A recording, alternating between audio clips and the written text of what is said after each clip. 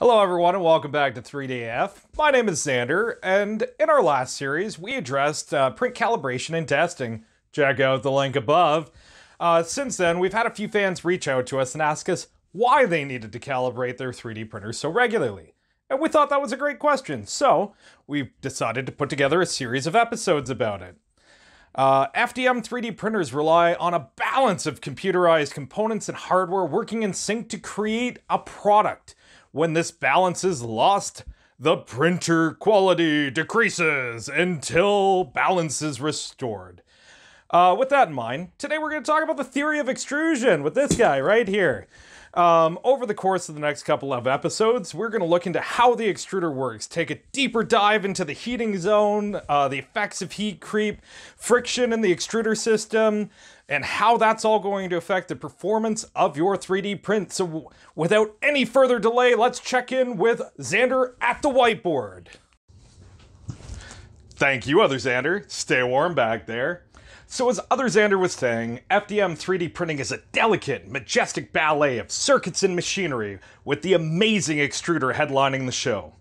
Now I'm sure everyone here knows the basics of how the extruder works. Plastic goes in the top, pushed down by the motor, comes out the nozzle, right? Of course that's right. But there is so much more to how this process works, and the better the understanding you have, the better results you're gonna have in your prints. Yes, Lego Prentice? Shouldn't we talk about the heating zone? You're right, and I want you to give me a hand with it. There we go.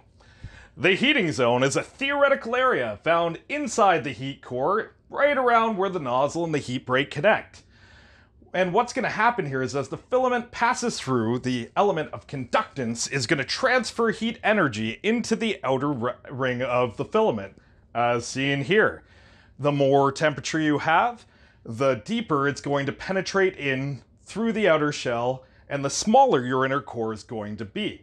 So, ideally, if you want very high tolerance prints that may not be the strongest, you can use a lower temperature and you'll get a lower outer shell.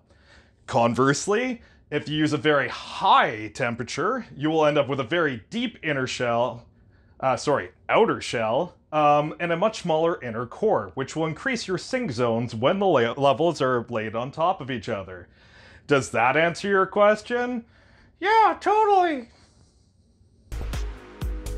Now that we covered the heating zone, we could talk about your best frenemy in 3D printing, conductance.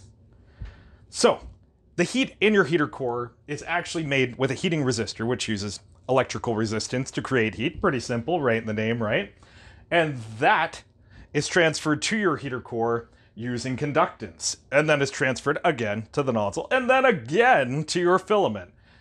So, why is conductance your friend? Well, conductance allows that heat energy to transfer through all these mechanisms, which is awesome. Without it, there'd be no 3D printing, at least not FDM.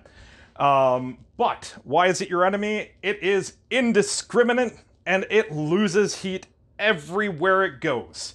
So, when you're looking at your heater core block, you are actually conducting heat out all the way around, which makes it difficult to regulate temperatures. Now, some of these things can be solved by simple matters like silicone socks, temperature control in the room and everything else. But no matter what, with your heating resistor here and your thermocouple on the other side and everything else in the middle, you will never truly be able to guarantee a regulated and consistent temperature around your filament, which means that you're going to end up with fairly oblong outer shells.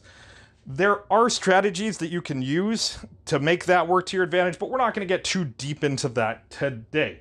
For today, the main thing to take away is that conductance is going to bleed heat out everywhere, and we want to bleed as much of that into the outer shell as is humanly possible. So now that we have a better understanding of how conductance is our frenemy, we can take a look at how to really make it work for us. So, as I said earlier, getting a sock on there will stop all this outer bleed, and it'll help keep your core temperature in a bit more, and it'll also reduce the amount of power that you use.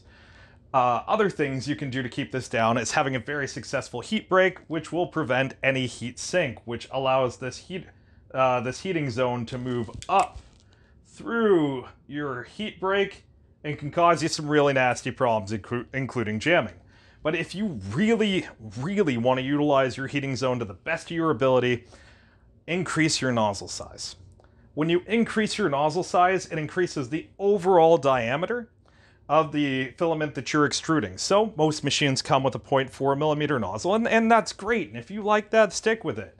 But if you want to use conductance to the best of your efforts and create both strong and very accurate parts that fit very nicely together, you're going to want to move up to at least a 0.8 millimeter nozzle or 1 millimeter nozzle, allowing you to get a 0.2 millimeter outer shell and still maintaining a 0.8 millimeter inner core, which will make it nice, sturdy, stable, strong, while also binding very well to the next layer, allowing you to have the kind of fits that lets you just turn things like this.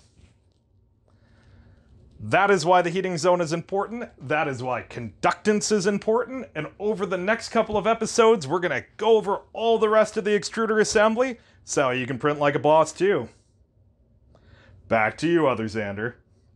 Thank you, Zander, for shooting that back, although you and I need to have a very serious talk about how we treat the apprentices within our company. Seriously though, man. Come see me after this video.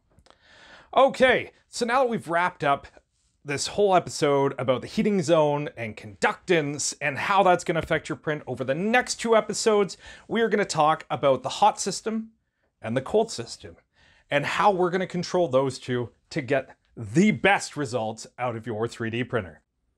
Waiting for the joke, right?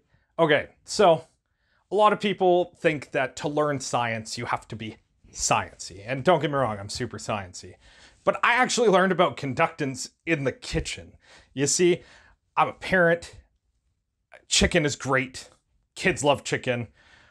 I needed that chicken cooked yesterday. So what I used to do when I cooked chicken was just turn that oven right up to 11. Yes, I know it's not like that.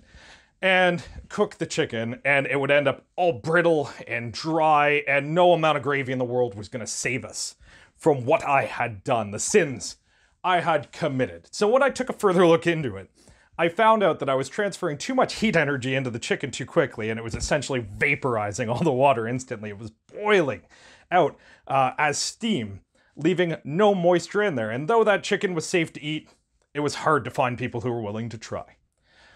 Quite in the same way as when you're making chicken, the filament in the outer shell needs to be soft enough to go in and mesh with the layers below it, but you want to keep that juicy goodness in the core.